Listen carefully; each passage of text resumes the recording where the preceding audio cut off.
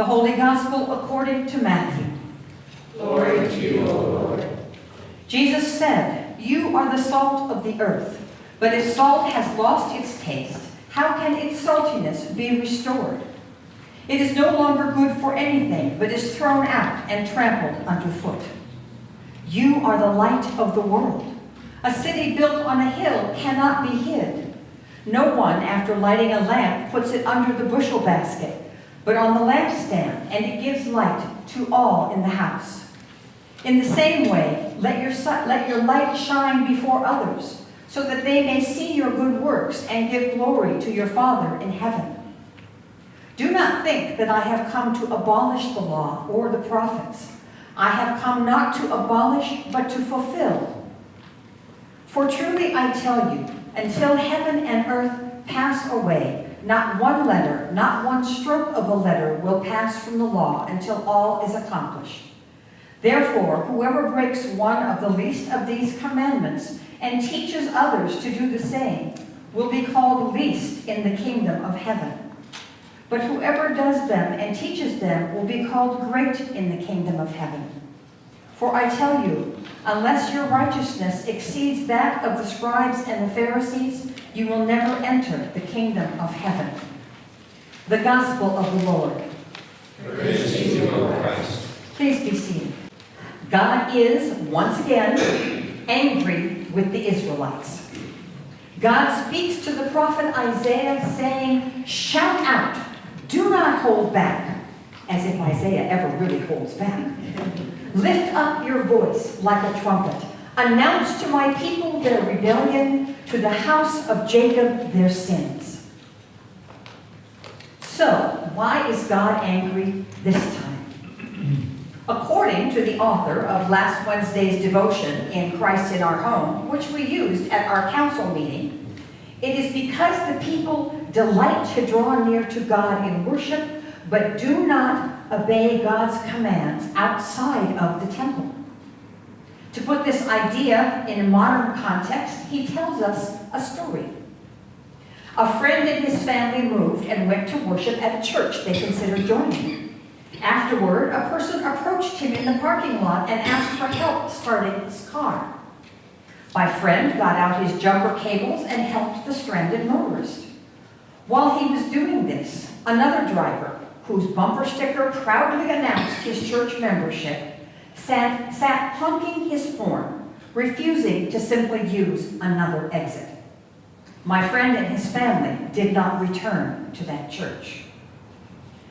Now, in all fairness to the author, his theme for this devotional was God answering prayer. The title was, "Will God Answer?" But the idea that I picked up on from this story was patience.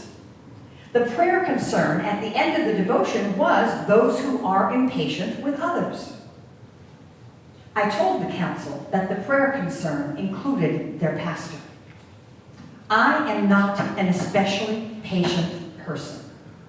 It's something I've struggled with for decades, and while I have made much progress, it's still what might be called a growth area.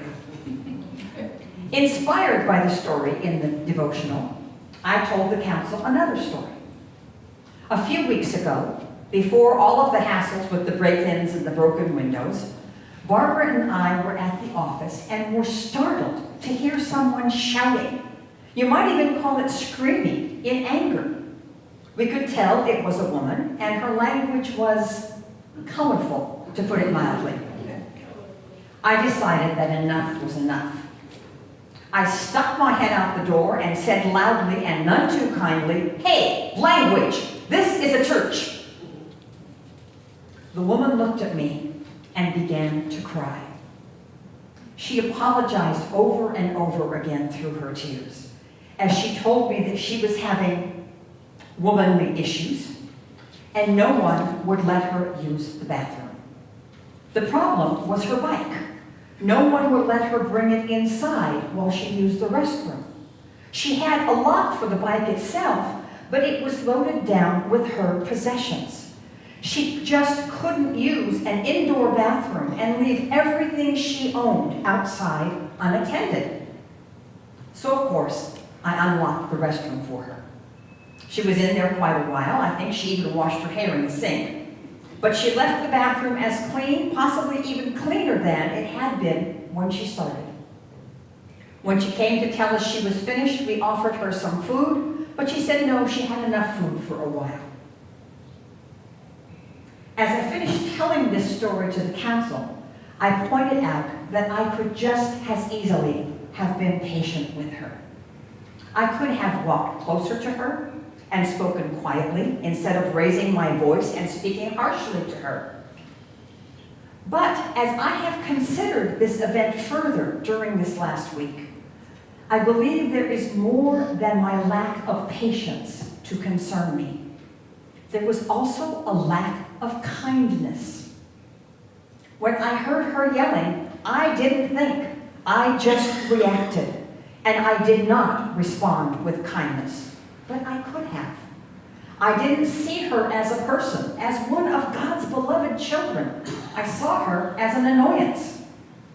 Since then, I have been reminded repeatedly by my Facebook page of all things that kindness is always the answer. If you're on social media, you've probably seen this post as well. There are a couple of different versions, but they all say basically the same thing. Everyone you meet is fighting a battle you know nothing about.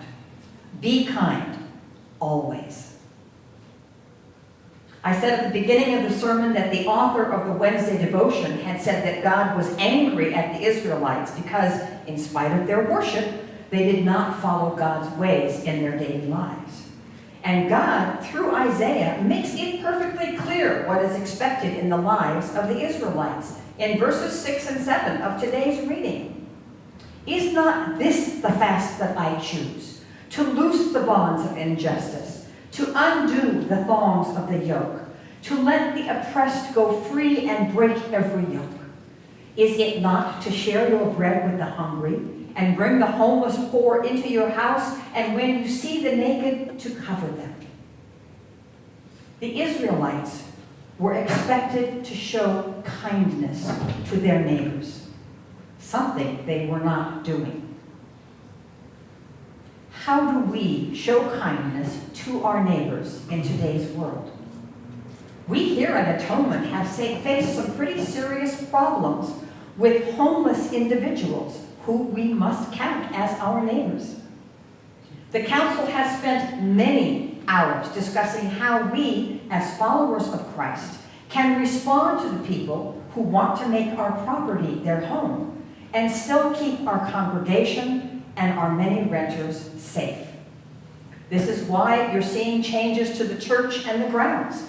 We have installed additional alarms. We are replacing the broken windows with safety glass. We've removed the hedges that the homeless used to hide themselves and their belongings from sight. These will be replaced with a low-profile landscaping that will have the added advantage of being drought-tolerant. But while all of these actions help to keep us safe, they do nothing to lift up the oppressed, to feed the hungry, to house the homeless, or clothe the naked. So how do we show kindness to our neighbor in today's world? As seems to happen so often lately, I have preached myself into a corner. Perhaps a better way of saying it would be that I have preached myself once again to a question for which I do not have an answer. So I have decided to start with myself and to adopt kindness as my newest spiritual practice. Being kind does not mean being nice or sweet or even good-natured. Some of the synonyms for kindness in Webster's are benevolence, humanity, generosity, compassion, and tenderness. I know that I won't save the world with my kindness. I know that I can't even solve the problems we're having at Atonement with my kindness. But I believe that we can change the world of one individual at a time, one act kindness at a time. Amen.